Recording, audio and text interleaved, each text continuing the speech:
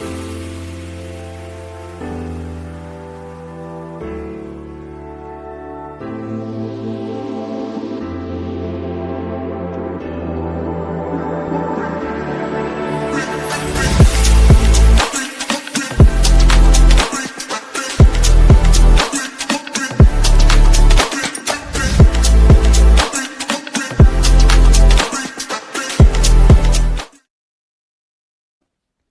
there, welcome back to the Board Game Specialist. I'm Carla. And I'm Melanie. And today we are talking about our top 9 push your luck games because today for us it is St. Patrick's Day. Which is funny because I was just telling Carla, yeah. I forgot that this is the reason we picked this game. I was like, hey, what a coincidence. I was like, oh, wait, no. That was the reason, Mel. Well, good reason. Yeah.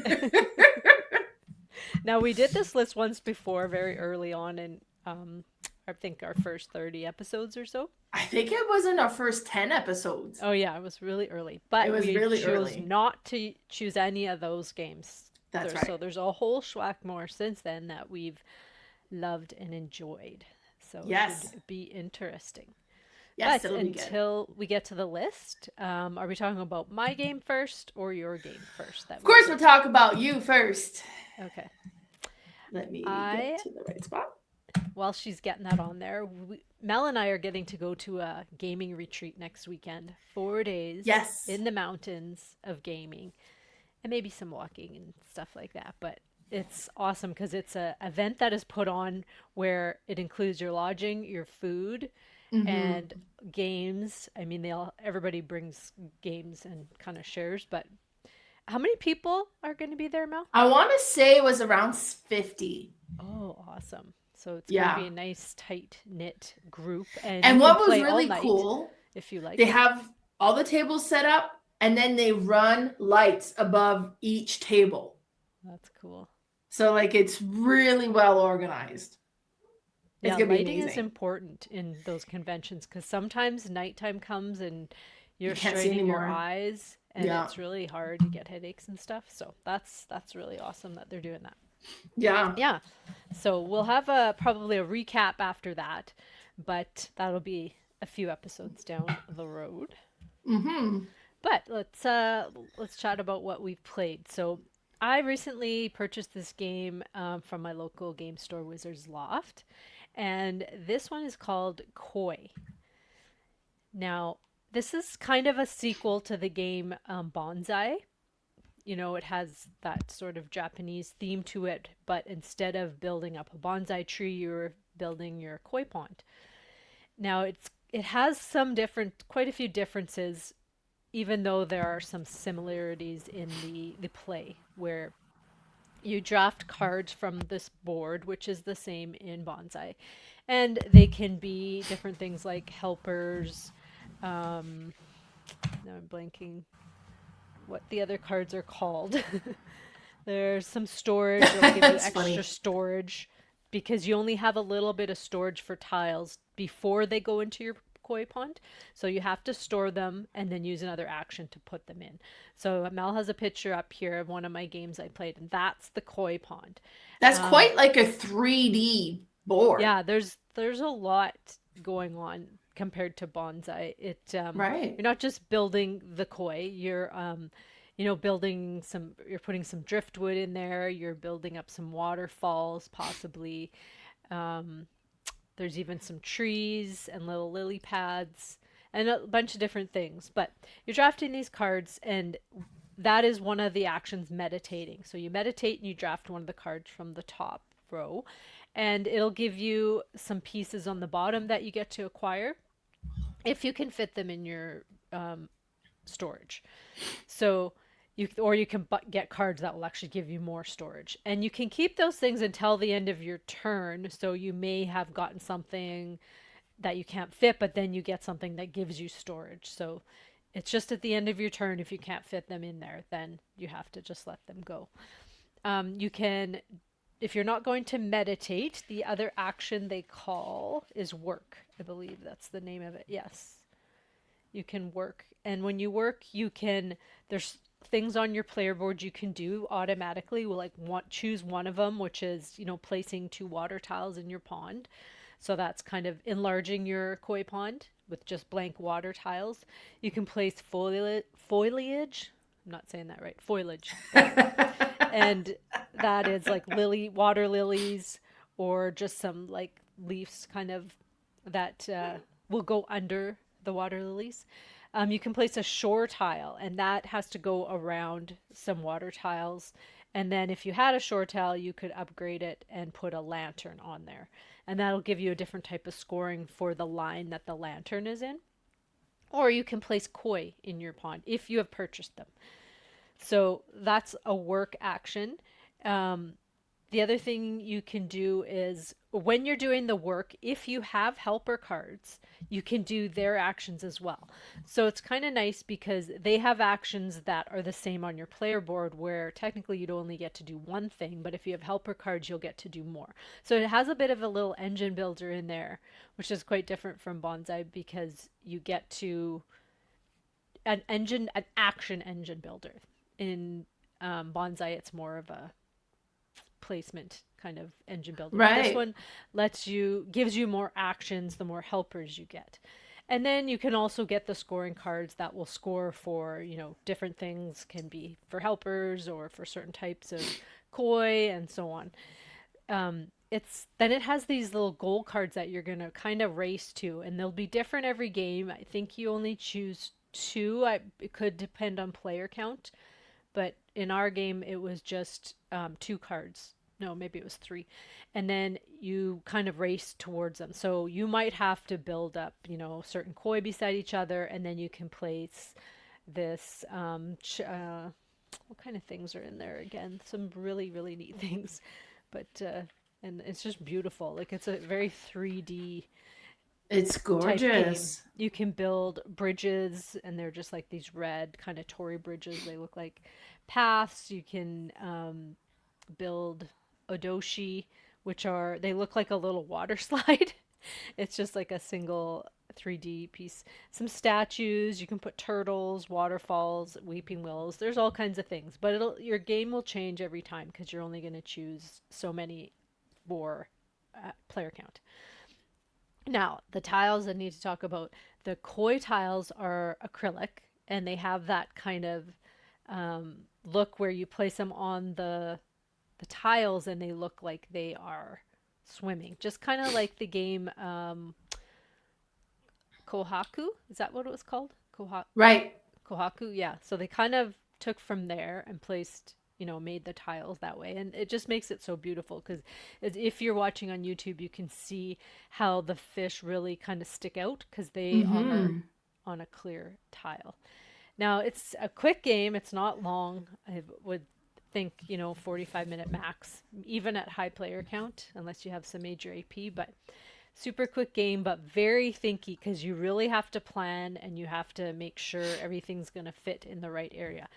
With those waterfalls and shore tiles, when you place the lanterns, those are going to score, like I said, directly in front of them. So you might want to build up quite a bit of water tiles directly in front of that lantern, because that's how it's going to score.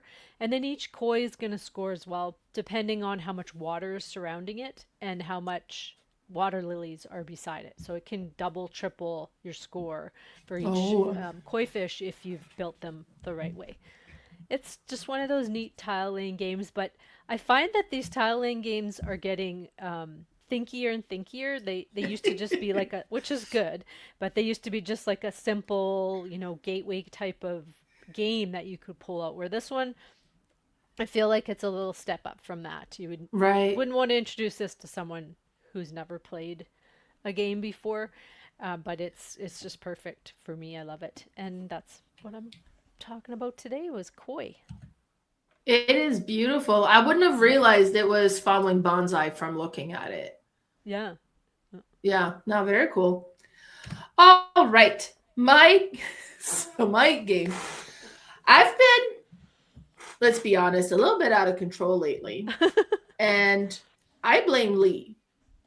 So for this game, this is a game that I thought would be great as a gift for Lee, maybe for birthday or for Father's Day. And then I was like, oh, wait a minute. Would that be a gift for Lee or would that be a gift for me?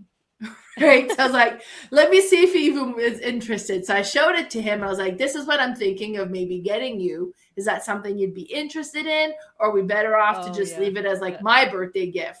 And he said, no, I think you should get it. I was like, okay, so for your birthday? And he's like, no, just order it. So my game that I'm talking about is Carrooka Pool 8, because there's 2 Carrooka board. And basically, it's like a crokinole board, but instead of like playing crokinole, which is kind of loosely based on curling, let's say, this is playing pool or billiard. So there's a snooker table one as well that's green and a little bit bigger, and then you have all the red tokens. But we got the one that's really technically for pool, because we measured the guest room to see if we could fit a pool table in there, and we can't. It's too tight, and I'm not getting rid of all my games to make room. But that's something that Lee would have really enjoyed had we had the space. So this is like a great alternative for that. So couple of things that's really amazing with this one. First of all, it's on a lazy Susan. So you're sitting at the table. It's your turn to play. And the white ball, I call them ball anyways. So the white ball's over there. You can just spin the table till it's oriented, and then you flick it. And then the rules follow the same pool, like playing pool. So you break, and then if you get one in, you're either going to be stripes or solid, and you can't scratch the 8 ball, right? Now, we really suck right now. Like, we need to get practiced up a little bit more. So we're not doing calling the hole for the what you're flicking, because gosh, that would be so hard. Well, it's like sometimes I'm aiming and I flick and it doesn't even touch where I'm aiming and it goes completely sideways. Mind you, I get that kind of horrible luck in crokinole as well, right? This is a skill thing for me. It's not that this game is impossible. We've played it a lot. So we've played it, me and Lee. We've played it teams with Nick and Cynthia. And it's just so satisfying, right? Like, it really scratched that itch of playing pool, but you can just do it comfortably at the table without having to have tons and tons of space. And then best part is you can lift this table up and put it off to the side, and you don't have to have like a designated space just for a pool table. The board is beautiful, and there's like a finish, kind of like I don't know if it's like but there's like a plastic type finish on the base of the board, and then the wood is so nice. Now, this board was only available in the UK, but there's now a Canadian publisher or manufacturer that's now available, so you can now order them in Canada. It has a significant price tag attached to it, but in my opinion, 100% worth it. It's so beautiful. Absolutely love it. And the latest game I've played for me is Carrooka. Is it the same size as a crokinole board or bigger? Pretty much, yeah. Oh, okay. Yeah. I imagined it larger. No, yeah, so it's about the same size as a crokinole board. Brent has asked that I bring it for our retreat, so I will. That'll be a neat one to play there. Yeah, for sure. But do you play just 1v1, or can you do 2v2 kind of thing? You can do 2v2. We've played it both ways. Yeah. Oh, okay. Nice. Yeah. Yeah. Yeah, no, super cool. Now, before we get talking about our list, I thought I would bring up all the games that were previously on our old Push Your Luck game, just so you know what's not going to make the list.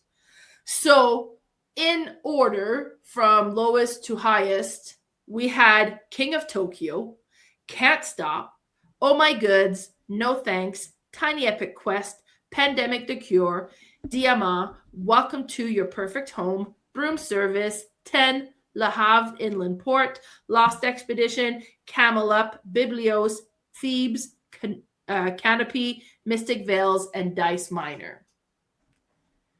Nice. So these are not going to be... Did you have any of those that be like, oh no, I can't add it, that would have been on your list this time?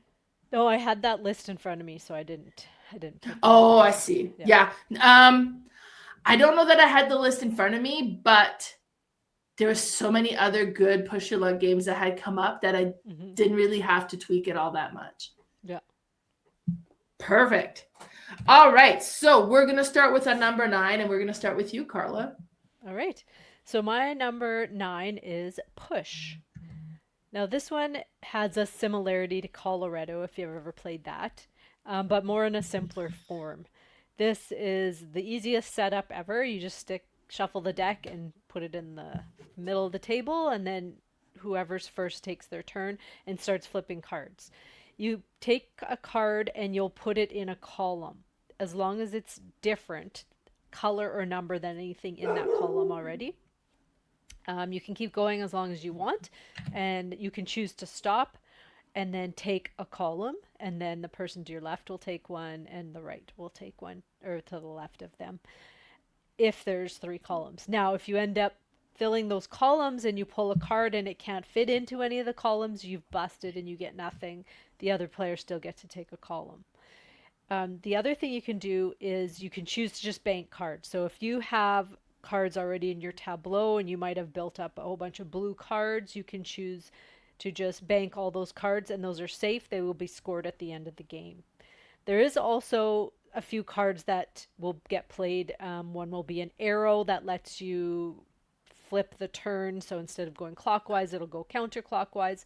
There's another card that shows a dice on it, and that will be added to one of the columns. Whoever chooses that column has to roll the dice. Whatever color they get, they have to lose all those cards that are in their tableau. Not the banked ones, those are safe.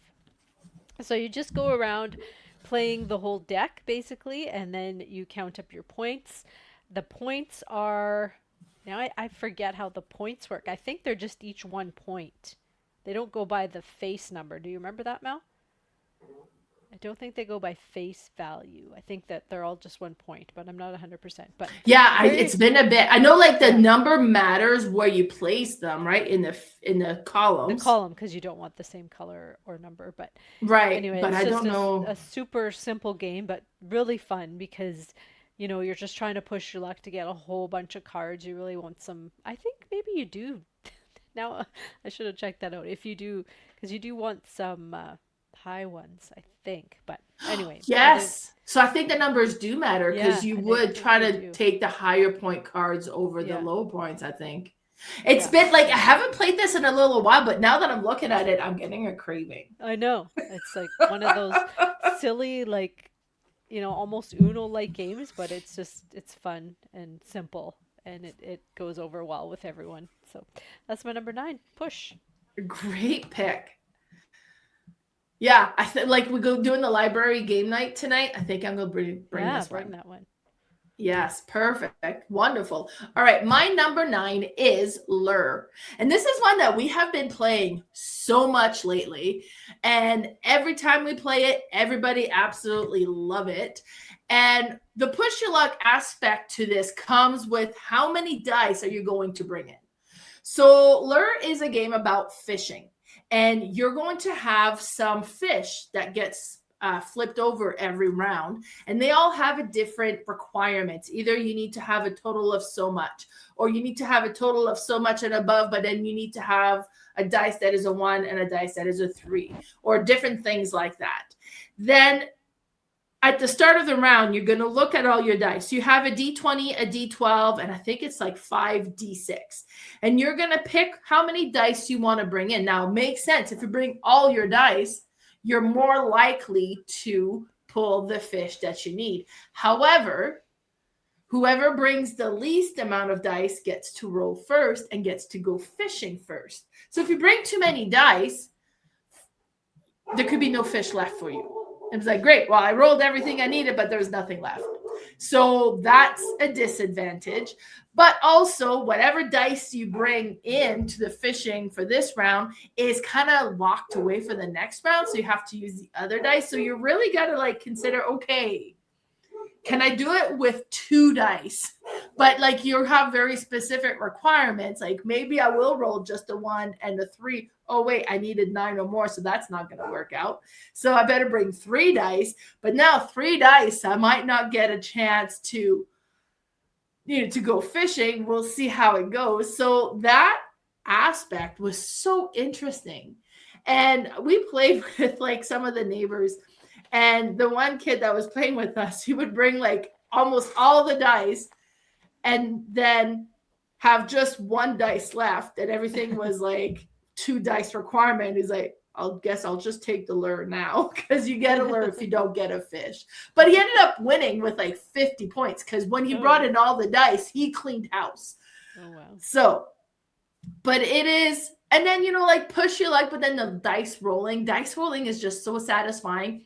Beautiful, beautiful game. So satisfying. And that was a big hit. So my number 9 is lure. I actually had this as my number 1. And then when I looked back, I'm like, I don't know if that's enough push your luck. So, but I'm glad you talked about it because it's such a neat game. It really is. Such a cool all-play game. Good choice. All right, my number 8 is one of your games that we played at our last little marathon, and this is MLEM. This is a Reiner Knizia push your luck game. And it's a neat one because on this one, you are all traveling to space and you take turns being the captain. You can choose to ride along. I think you always ride along. But you're going to choose a token that you're going to use for that trip. And the person who's the captain is going to roll dice and they're going to try to move their ship up as far as possible. And how it works is it depends what symbols are on the spot they're all at the time for what those will mean for how much they can move. So it might say like a 2, is it 2 pips would mean something? So if it's 2 pip, you need to roll a 2 in order to move forward. Right. But it'll be different movements. Some of them will be like 1 movement, some will be 2 or 3. Depends on the number of rocket at that location. Right, and if you roll 3 2s, then you'd get to move 3 times, however that's worth. So you keep doing that. You move as far ahead as you can get with that roll, and then you can stop and you can get off. And if you get off, you might have gotten off on a planet, and it might give you certain points. You might have gotten off on a moon, and that'll give you... Actually, the planets don't give you straight points. They're more of like an area control. So at the end of the game, it'll kind of be scored by whoever has the most there, and if you're tied, it's who was there first, kind of thing. Mm-hmm. The planets, you get those points automatically at the end, depending where your spot was. Now you can keep going, or like I said, you can jump off. But the token that you placed might mitigate something. It might let you get off at that spot, but let you actually pretend you've gotten off 1 ahead of yourself, which might give you a lot more points that way. There's one that if you crash, because if you do like bust, technically you roll and you can't do anything with that roll, you bust. And you played this token that was, I can't remember what it's called, but if you like emergency landing or something. Oh, right. You get to get off at the closest planet or the one behind or something. And you just keep going that way and you go back and forth. I think you have 8 tokens. Is it 8 or 10 maybe that you play? So 8, technically 8 turns, but there are some times where you get that token back. I forget how that... If you bust and you haven't gotten off, you get the token back. If you did nothing, you get that. So then you might get an extra turn. But it's neat because I'm like, how are we ever getting up to that one? And we eventually got up, I think, to the 3rd planet, maybe the 4th, but we never got into... We never got very high. Hyperspace or something it was called. Right. It was really fun. We only played it with 2. I feel like it would probably be a better, higher player count game, but it was super neat and like very different. He just comes up with all these unique ways of pushing your luck, and this is a really cool one. That's my number 8, MLEM. Yeah, neat game for sure. Alrighty, my number 8 is Raw. So Raw at its core is a bidding game. Now this is also the version I have, which is the first edition one. It's been republished a few times. The latest one is very, very colorful. Mine is very beige.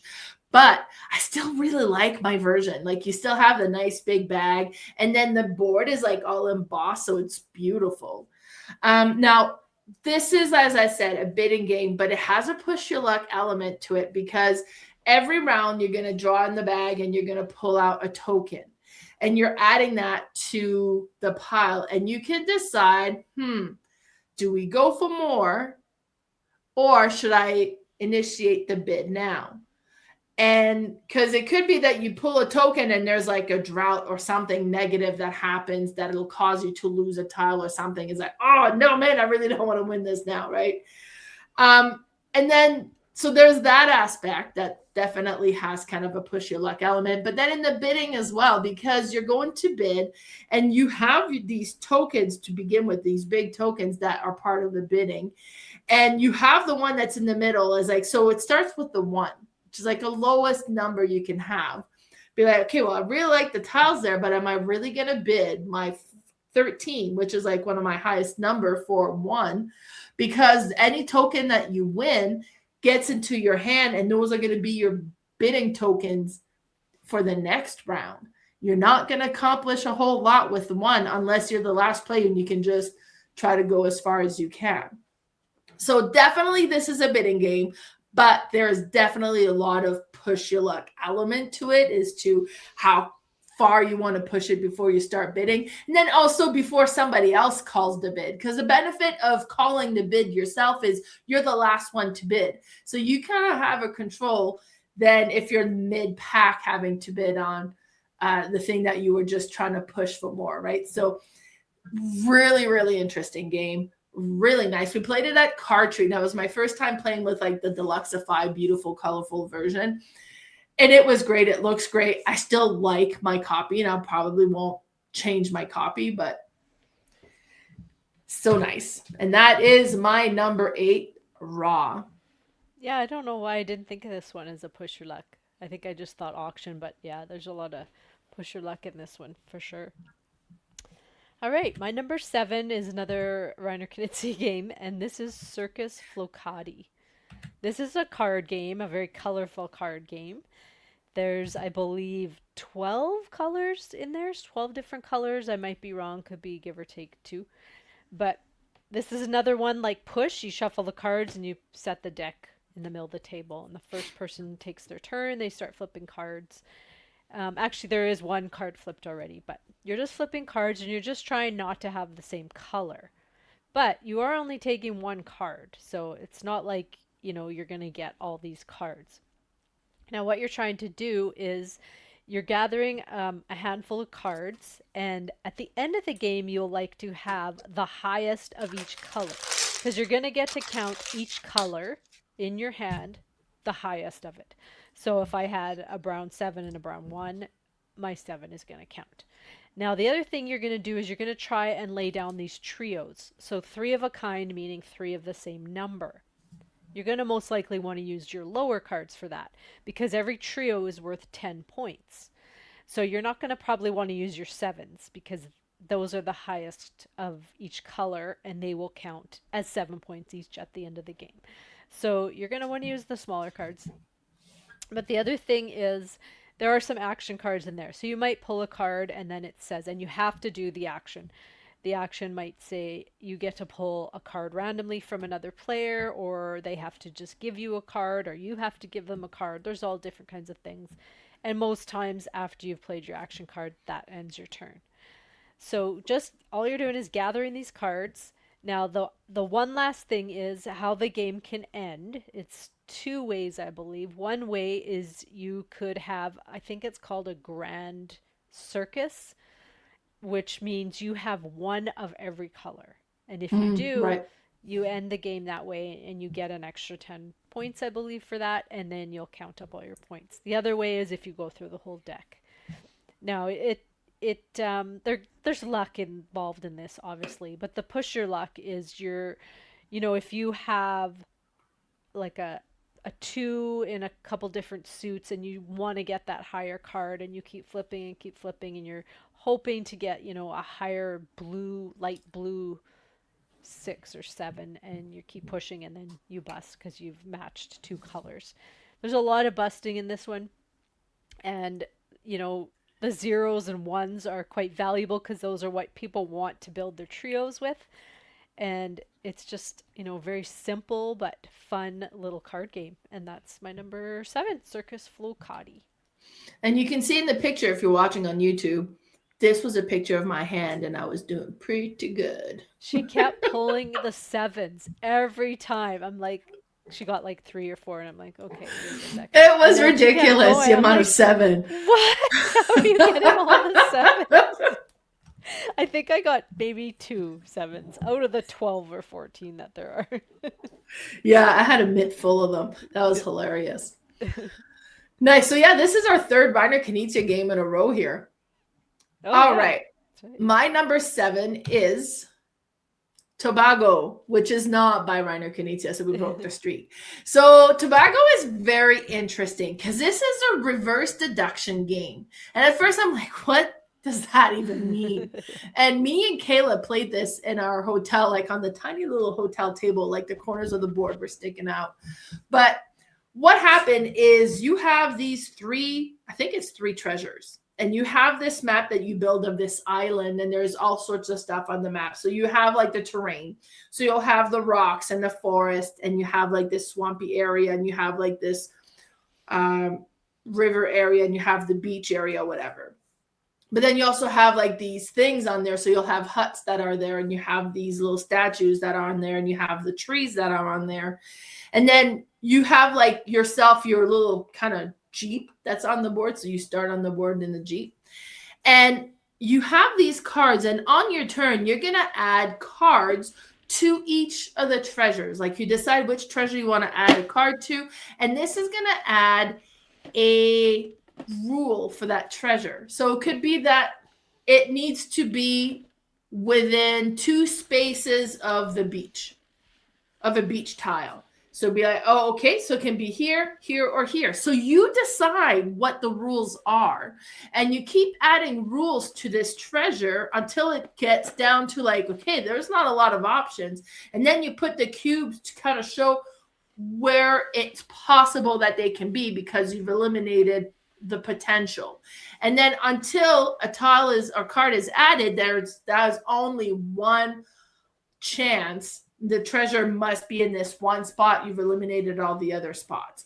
Then it's a race on who's going to get there to dig up the treasure.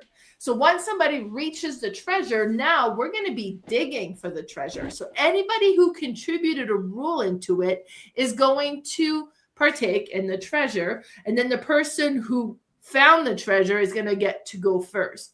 So you get some cards of the treasure, and you're going to look. So you kind of have an idea of which card's going to be in the treasure, but some are blank. And then you shuffle them up, and then starting with the first player, it'll be like, hey, there is a treasure with a value of 2. Do you want to take it or do you want to pass? And they know they can collect however many treasures they have the option to collect. I can collect so many, and we have some information. Well, maybe they saw a treasure that was worth a 4, so they don't really want to take a 2, and then they'll say, well, I'll pass. And then it comes down to me, so I can either take the treasure or pass. But maybe I've seen that there is a cursed treasure out there that's going to count for negative. So I'm going to take that one because I know it's not the negative, and maybe they're just not aware that there's a cursed treasure in there. Like, so you don't have full, but you kind of say, am I taking this treasure? Am I not taking this treasure? Because if the cursed treasure comes, that's it. There's no more treasure digging. We're all cursed, and we move on from that site. So there's some push your luck element to this. Now, at its core, it's a reverse deduction, which works super well, and it's an amazing game. But there is some push your luck aspect to it that made this game very interesting. And me and Kayla absolutely loved our play of it. And that is Tobago, my number 7. Nice. I think I sold that to you, didn't I? I think you did. I did like it, but it was... I think I expected Cherry to really like it, and I don't think she really liked it. So I'm like, probably won't get played that much. But if you have it, I can still play it. Exactly. Awesome. All right, my number 6 is Port Royale. Now this one is a Alexander Pfister game, and this is a card game. Same kind of thing as the two that I talked about, where you shuffle the cards and you just put the deck down in the middle and you start flipping cards. Now, the push your luck aspect is you're going to keep flipping cards until you choose to take one, unless you have a matching boat. There's different ships that give you coins, and they all have different colors. And if you ever have a matching color of ship, you've busted and you get nothing. Everybody else gets something or could get something, but you get nothing. Now, if you do stop before that happens, you can either take a boat, which will give you coins, and coins in this game are the cards, and you just use the top of the cards. You don't look at what's under them. You'll just take, like, if I get 4 coins, I'm going to take 4 cards off the deck and put it in my coin pile. Now, everybody else can buy something from there. They could take a boat as well, but they have to give you 1 coin. So if it's a boat with a coin, there's no point in them taking it because the coin will come to me. If it's 2 or 3, it might be worth it. They can get 1 or 2 and the 1 would come to me. Now there's also some characters there as well. Some of them are, they'll give you like ongoing bonuses or discounts for different things. They could give you an option of when it's your turn to choose, you might get to take 2 cards, different things like that. There's also different characters that will give you these symbols. And these symbols are going to be good for when this could also come out of the deck as well. They're called, now I can't remember. They're just kind of like goal cards that you might need to have 3 symbols. You might need a cross, an anchor, and a house. And if you have those cards in your tableau, you can buy that card. You'll get rid of the cards that it cost for them, and you'll take that one in your tableau, and it'll give you like a big chunk of points. This one is just a race to 12 points. So the first person to get it just ends the game, and you win. Now, this one came out as a big deluxe, not big, it's a card game, but a bigger deluxe version, which had, because it did have multiple expansions and they actually put them all in one.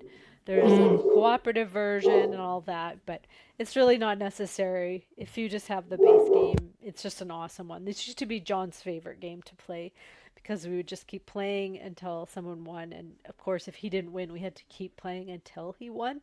So we would play this multiple times. But when you get used to the characters on the cards, then it goes really fast because you're like, oh yeah, I really want the governor. I really want the senorita because she gives me a discount on everybody else kind of thing. So as you know the characters, the game gets to be really fast. And it's super fun. I really like it. And that's my number 6, Port Royale. When I saw it on your list, I'm like, I don't remember ever seeing this game. And then I looked into it when I was doing those, like, oh yeah, I own this. I've played this. But it's been a while. And I don't own the big box one. So my copy definitely looks different than yours. Yeah, I apologize for the dog. Either there's a delivery or somebody is daring to walk on her street. And that's just unacceptable to her. All right, my number 6 is Spots. And Spots is, hold on, I'm just going to pause for a minute. All right, so my number 6 is Spots. So Spots is a dice rolling game. It's one that I could hear, like, everybody was talking about it. I hadn't played it. I didn't know how it played. And it is adorable. So in Spots, you have all of these cards that are, hold on, let me move my screen here. So you have all of these cards that are depiction of dogs and all Dalmatians. So there's spots in some clusters will have like a square around it. And that's the amount of pip that you need to be able to place a dice there. And then you have the action cards that'll dictate what you can do. So either it'll be like, hey, you can roll a dice, place it, then roll a second dice. And then you can place it and you could keep going as long as you want, possibly. There are some that be like, okay, roll 6 dice, pick a number, and then you take all of those dice that shows that number and you place those dice. Now, when you place the dice, you either place it on your cards, covering the spots that have that number depicted on it, or you have to bury it in the yard. And in the yard, if you have a total of 8 pips or more buried in there, you bust. Those dice go away, and all the dice on the dogs that you have not completed and flipped over all go away. So that's kind of where the push your luck aspect kind of goes a little bit. It's like, okay, do I keep rolling? Do I not roll? Do I flip my dog first because this one's complete? Like there's a lot of push your luck portion to this. This is another one that we've played lots lately. Everybody just absolutely adore it. And it goes over so well. And it's just a lot of fun. And that is my number, what are we on? 6 spots. Good choice. All right, my number 5 is called Seaside. This one is a tile game, but you're not actually kind of placing tiles out in a configuration. You're just pulling them out of a bag. And so on your turn, you just open the bag. You do have to take a certain amount out depending on player count, but you'll pull out a tile and you'll look at it and you choose a side and you'll do whatever the action is. It could be a ocean, and if you choose to take the beach, I guess, you will take the beach, and however many you have, there's shore tiles, you will take that many seashells that are out in the middle. If it has I think it's called like a centipede or something on it, you will just place it down and it has a little arrow and you'll get to go again and you'll keep drawing. It might be a crab, and I think the crab also has an arrow and you get to keep going. It could be a rock. The rock you might want to keep because every time you have 2 rocks, you get to gather all the crabs that are in the middle. And plus 1 from someone else. Now, you might get the seagull, and if you get the seagull, you get to grab all the, they're not called centipedes, there's something, a different term, but you get to grab all those out in the middle. And so you might get a wave, and if you get the wave, you'll just take it and you can use it later on as an action, and usually you flip it and whatever's on the other side, that's the action you'll get to take. So you could maybe have like a seagull on the other side, and you're just going to wait until a whole bunch of those little bugs get in the middle, and then you're going to flip it and take them all. Now, some of them are like, I think the seagull, if you take it and you already have a stack of them, you only get to keep the bigger stack. But the scoring is neat because all you do, there's no math involved, is when you've drafted all the tiles out of the bag, you just stack up your tiles and whoever has the biggest stack wins. It's neat. Just a really simple, like perfect beach game. I guess might be harder to stack in the sand, but you know what I mean? It's just, you don't need to have a score pad. You don't need to keep track of anything, add up anything. It's just doing the actions and trying to get the most tiles. And it's super fun. It's very light. I might have missed some of the things on the tiles, but I think I covered most of them. But nice. It's a really cool little game, and that's my number 5, Seaside. It's a cool looking game. Yeah, the wood tiles are really neat. Yeah, I really like them. Very cool. All right, the push your luck. Obviously, the push your luck aspect is, I mean, do I just stop and flip this and take a rock, or do I just keep putting in seashells and things to hope to get something else? But right, that's where that comes in. Yeah. Is this one that you're planning to bring with you on your trip? It's pretty heavy. Like, I mean, it would take up room in the suitcase, and I'm not a light packer. So unlikely that this will get to come. Maybe though, because I have never developed the art of light packing, and we have to bring extra stuff for the wedding. So right, I probably won't have room. Sounds good. But it would be perfect for a beach. Well, it's such a beautiful beachy theme. Yeah. All right. Yeah. Okay, my number 5 is Rocketmen by Martin Wallace. I played this one at Cartreat. We played a game, then they were setting up a game, and I was like, oh, can I join you? And then I sat down and we played it. It was so cool. I am a big Martin Wallace fan. In fact, I enjoyed this so much, I have acquired my own copy now. And what was interesting with this one is this was weird. Like, because we're going to go on these space travels. And we need to have like certain missions we're going to accomplish. Different mission needs to go to different locations. And there's always kind of like, do you want to go to the closer location? Are you going to push and go to the further location? And you need to have the right cards to complete the mission. But the game is like a deck building game as well. But when you pick your mission, and then you're going to start placing cards in it to kind of dictate. And then when you get enough cards, then you can go on this travel, and hopefully you make it, because there's different things that come into play that might make it you don't make it all the way or something. And if you don't, then the whole mission fails, and you got to come back. And depending on, because you flip and then be like, hey, do you keep going or do you stop? And depending on where you stop, it might affect how many cards you get to keep in your mission, or if the mission's a fail and everything is gone and you got to restart your mission from the start. Now, what's interesting is the first stop is Earth. So I don't know where we're starting from, that we're not on Earth already. But the first stop is Earth. Then you have the moon. Then you have Mars. Then you have kind of could go further and further. So it was like, so like, where are we, on the satellite or something? Like, we got to go to Earth first, then kind of.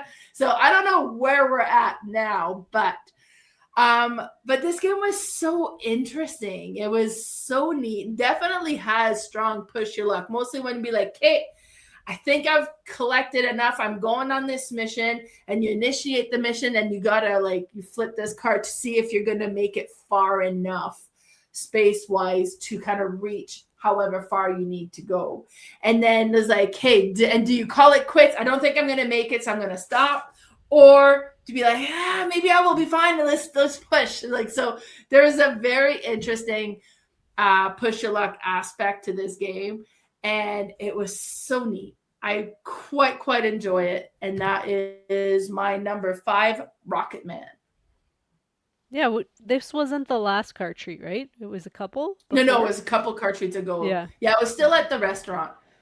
Oh, yes, right. Yeah. Awesome. Yeah, you don't hear this one talked about that too much. It should be. It was so good. Yeah. It's like, count on me to really get into those really obscure games that nobody talks about. Nice. All right, my number 4 is Quacks. Now, this used to be called Quacks of Quedlinburg, but the new version is Quacks. And this is a push your luck game, which you are drawing out of a bag. It is kind of a bag builder, but the push your luck is a major part of the game.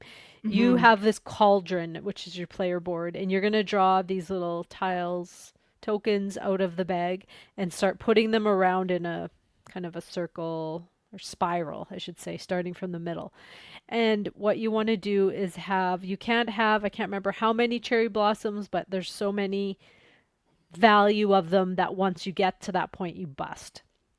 So you're trying to be able to purchase other little chips to put in there, because the more of those, the less cherry bombs that'll come out, in theory, right? And so as far as you get, if you stop before you bust, you are going to get points and kind of a money value, excuse me, to be able to spend on other chips, and then the points will obviously be endgame points. If you bust, you only get to choose one of those. So either you get the money value or you get the points. And it's quite a simple game, but the little chips are different colors, and they all have different cards, so you can change what they do each game. So some of them might be like, you get to, as soon as this one comes out, you get to automatically put away a cherry blossom or something, or you might get to move this farther ahead, because the further ahead you get, you're going to have a higher number that you ended up with, which will give you more money and points, kind of thing.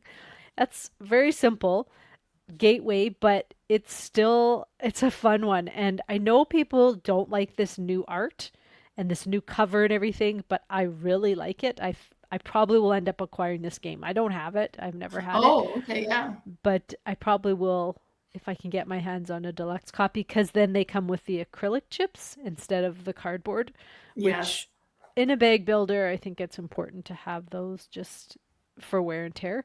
But it's just a really neat little push your luck tableau builder kind of, because you will reset that every round. And I think you only play 8 rounds, and then you kind of buy your chips and throw them all back in the bag, shake it up, and start drawing out again. And it's fun because you'll get to a point where you've almost got the whole cauldron and everyone's like, keep going, keep going. And you're like, I don't want to. And then you bust. Yeah. But it's super fun. That's my number 4, Quacks. That's a great pick. Yeah. Cool. My number 4 is Purrramid. So another Reiner Knizia game. And this is a game that you ended up picking up for me. I had seen a bunch of pictures on it. It was adorable. I'm not even into that cats that much, but this was really neat looking game. And I didn't know anything else about it. It says like, I don't know. It looks interesting. I love Reiner Knizia, so let's do it. Now I want to point out the dice, and you can't see it super well on here, but the dice has the numbers from 1 to 6, and each number has little cat ears on it. Like, it's adorable. And then the tiles that you put on kind of looks like sea glass, and each one of them has like a laying down cat. Now the art on the cat doesn't really mean anything. It's you just put them anywhere. But what you're doing is you're going to roll your dice and you place them onto one of the location above, like you're building a pyramid. So it's like, okay, well, I've rolled 3 and a 4, so I can put those dice together and cover the 7. Now you have the other dice and you can keep going. So do you place the cat, or do you roll the dice and like your rest of your dice again and try to get numbers to place more cats? Now, if you roll and you don't make a combination that match up where you can add to the cluster that you're building here, you're going to bust. So you got to be a little bit careful. Now some location will have yarn balls. And if there's a yarn ball, you can collect that. And if you have collected some, you can spend them to re-roll your dice. And then you can kind of mitigate a little bit that way. But then you could have 5 yarn balls and then spend them all and keep re-rolling and not get the combination you were hoping for and end up adding 0 cats. Now, when me and you played, I was doing really good.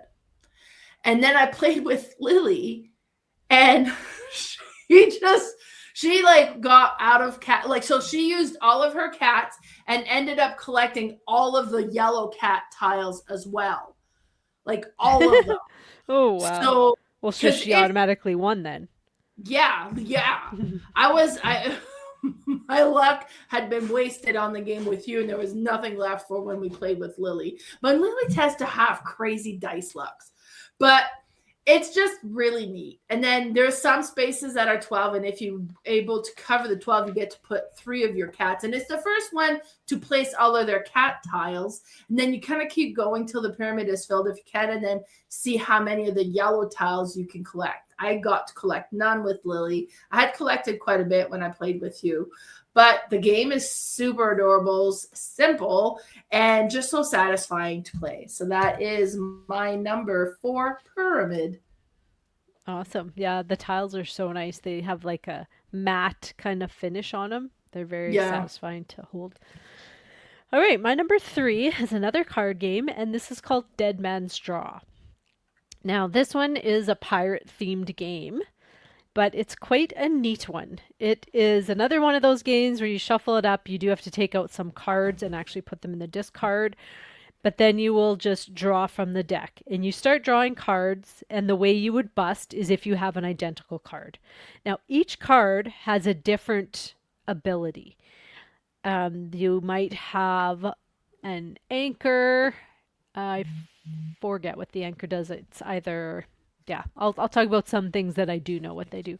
There's the purple oracle. If you flip that card, that lets you peek at the next card, because if it's the same as something that's there, you obviously aren't going to choose it, right?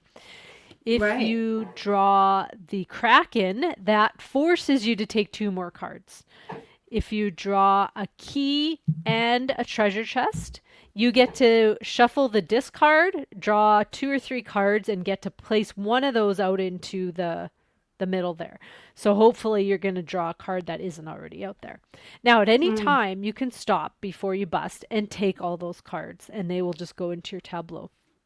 What you're trying to accomplish is having the highest of each suit possible, because at the end of the game, that will be your score, just counting the top cards. So you're always going to put the highest card of each suit on top. As you can see, if you're watching YouTube, there's 10 different suits, and you're just trying, I think 7 is the highest. Mermaids might go a little bit higher. Mermaids are just kind of, they're just high cards kind of thing. So they have a little bit higher than the other ones, but it's neat because a cannon will let you destroy someone else's top card. Hopefully you're going to get one of their high cards. I think a hook lets you pull one of their cards and put it in the middle for you. There's a treasure map.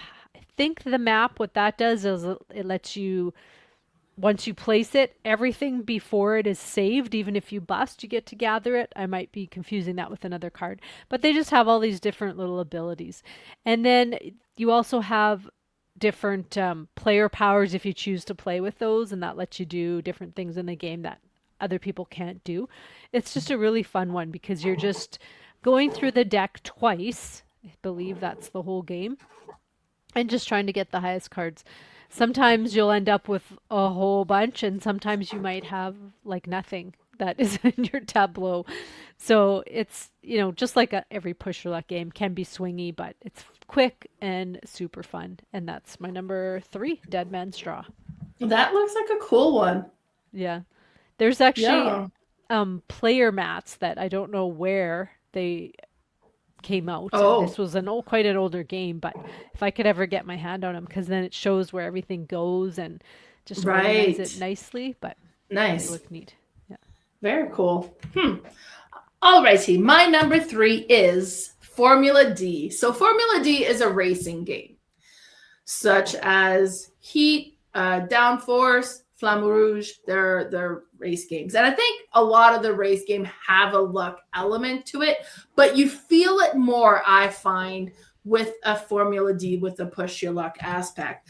Now with Formula D, I'm kind of zoomed in here completely on the gearbox because that's the aspect that I find has the most luck. So on the board, you're gonna have a map of some sort. Each corner, you must stop in the corner. And depending on, you might have to stop twice in the corner because otherwise you're going to take damage. If you take damage, you're going to move those little pegs aside and take damage, and then it's not good. But you shift your little shifter. This is so satisfying. So you're going to start in first gear, and you're going to roll like a D4. And on this D4, it's either going to be a 1 or a 2. So depending on what you roll, you're going to get 1 or 2, and then you're going to move up 1 or 2 depending on what you roll. Now, if you're going to move up into second gear, now you're going to be rolling, I think it's a D6, and it goes from 2 to 4. So it's not just regular dice. Then you roll up, and then you go to a D8, and then that one is anywhere from 4 to 8. And so on. So the higher the gear you go in, the bigger the dice, the more numbers that is on there, but then the higher the numbers. So it goes I think the D20 is 11 to 20. So it's interesting, what you roll, because you're not going to be rolling a D20 and then be like, oh, am I going to roll a 1? You're getting at least an 11. So you're going to go and you're gaining some speed, and your race car is going to go a fair ways. However, depending on where you do this, are you going to get too much speed and now you're too close to the corner, so you can't make your stop in the corner like you were hoping for? Because you can't just go from 5th gear down to 1st gear.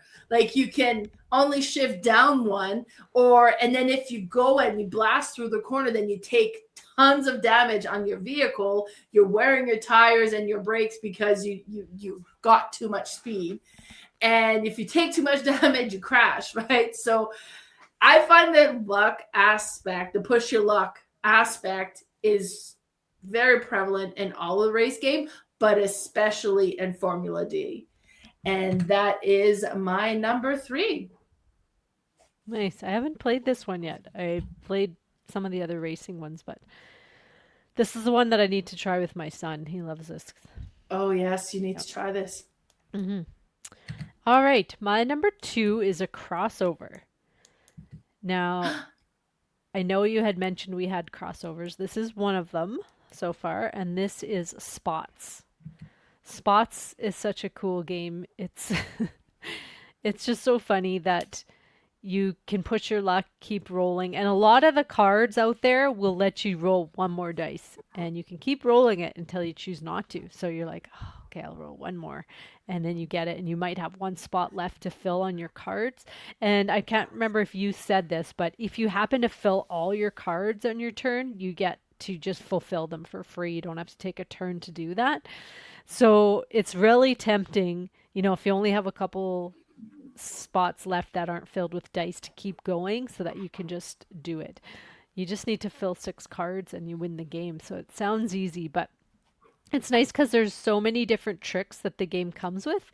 I've played it mostly with the base tricks, but we've added a couple different ones in each time, and it does really change up the game because you can make it so that it's hard to be able to get a lot of dice in a turn, where some of the base tricks will let you take, 8 dice and choose one of the numbers from them, or 3 or 4. But if you kind of take those out and just play with just the ones that give you only 1 or 2 dice, it can be a completely different game. But it's such a fun little push your luck, and very cute production too.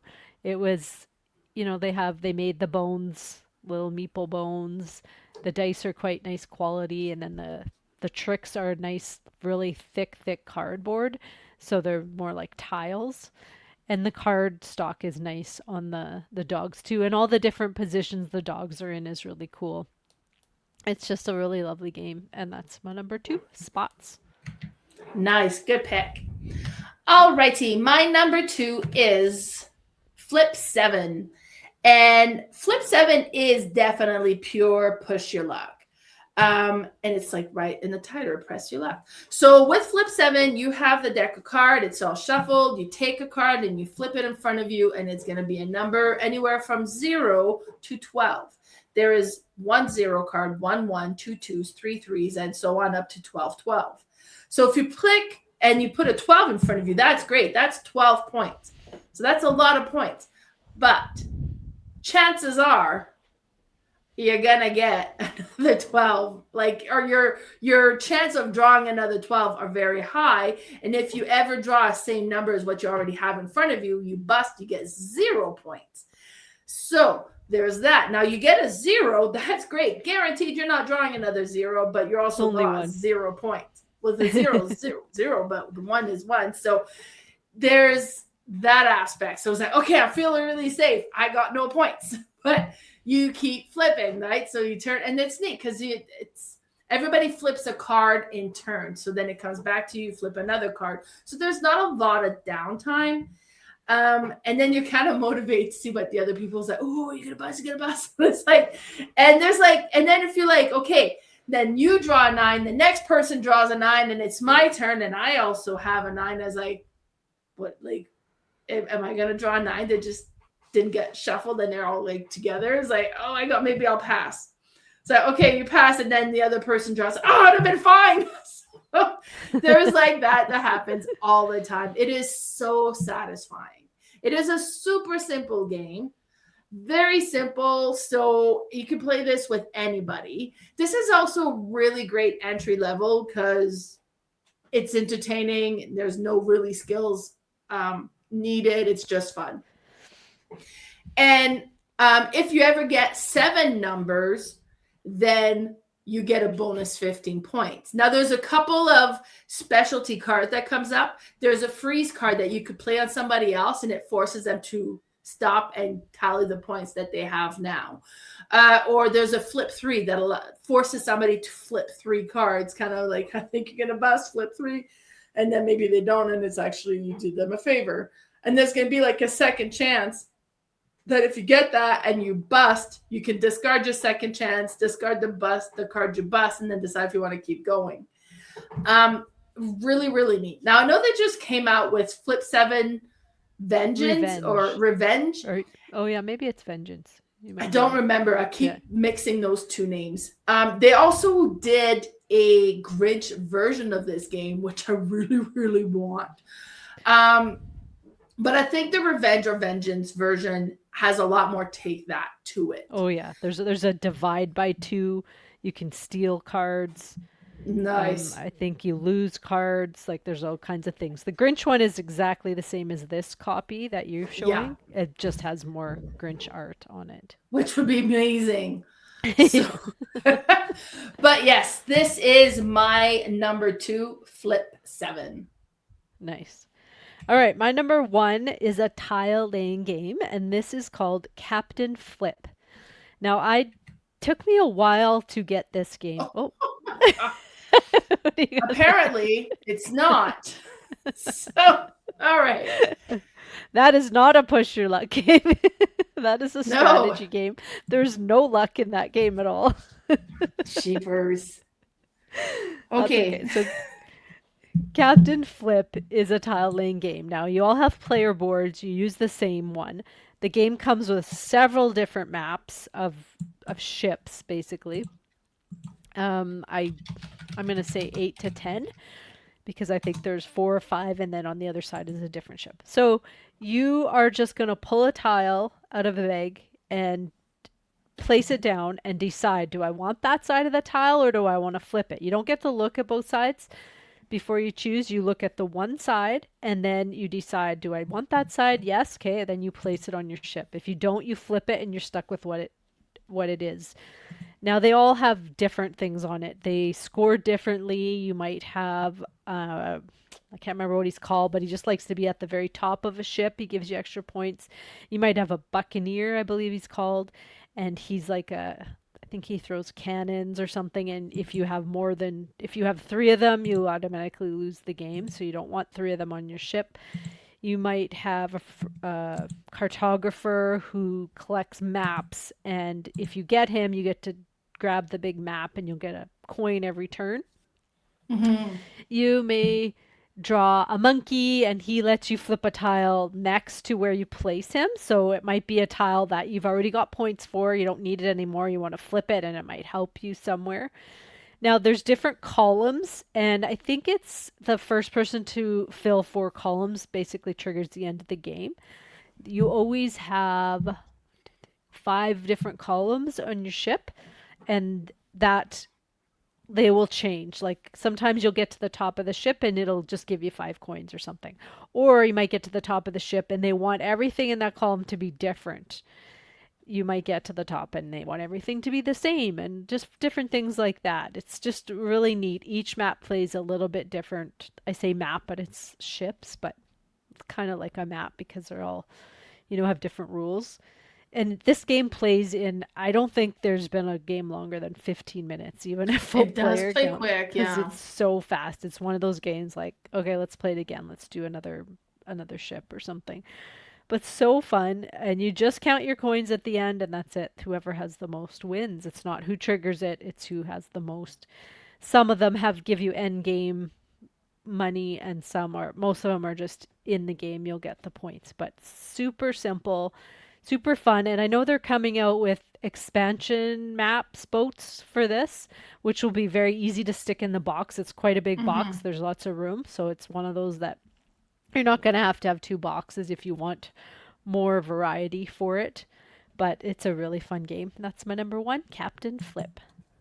Neat. Yeah, this is a cool one. This is one that was on my list. It didn't quite make it to the top 9. Right. That was Flip 7 for me too. Oh, right. Yeah. Yeah. I could see that. There's just so many to pick from. But yeah, I'm glad it made your list because definitely has a neat push your luck element to it. All right. Well, let me bring up my number 1 because I'm not sure if I finished a thing, but it's another crossover, and that is MLEM, Space Agency. So in MLEM, like you talked about, is it's really push your luck because we're going on these trips that we're getting all on board to the rocket, and you roll the dice, and depending on where you start, be like, okay, so now there's some that if you roll the comet, it'll move you forward 1 or 2 depending on how many comets is on the space, but you get to re-roll those dice, so that's great. You kind of want to roll the comets, but you roll the dice, and let's say it's comet 2 and 3 will move you forward. And let's say I roll the dice and I rolled 2 comets, I rolled the 1, 2, and I rolled 2 3s. And be like, oh, if I take the 3s, that'll move me forward by 6. That's great. I'm moving ahead quite a bit more. However, those dice are gone then.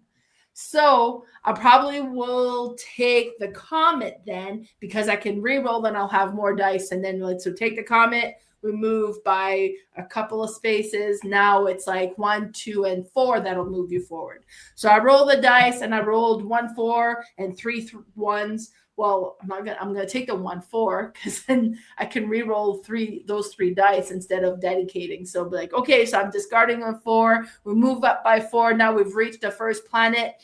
Do you get out? Do you stay on? It's like, so there's a lot of push your luck aspect to it. And like you talked about, it's satisfying. Their art is cutesy. You're all different space cats.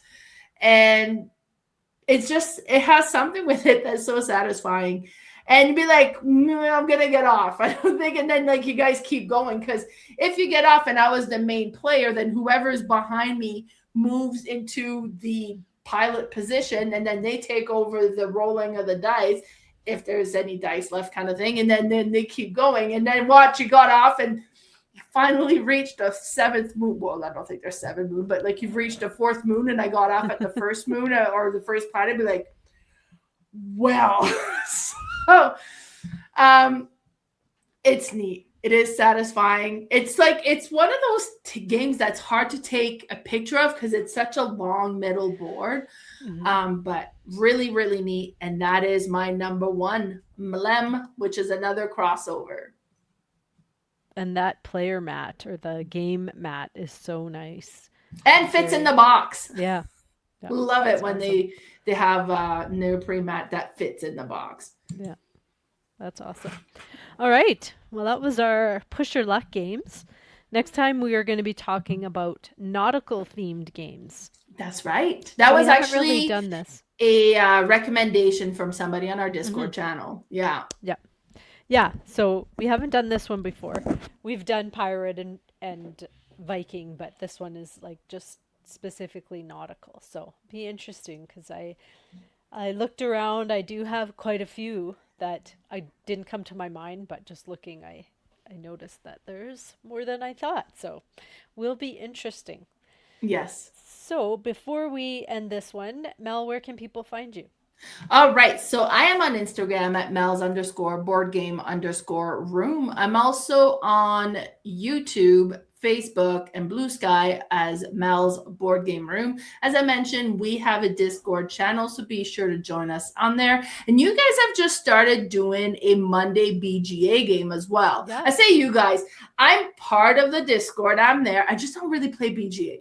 And then yesterday, while you guys were playing, I was at the dentist, and my face was like, I'm not starting today. So I will try to join in from time to time. But you guys played a couple of, what did you play, Viticulture yesterday? We played Viticulture yesterday, and then it was a 5-player game of Viticulture, and then we a few of them left, so then it was just me and Chris left, and we ended up playing what's it called again? Agent Avenue. It's just a 2-player game. But neat. So yeah. Perfect.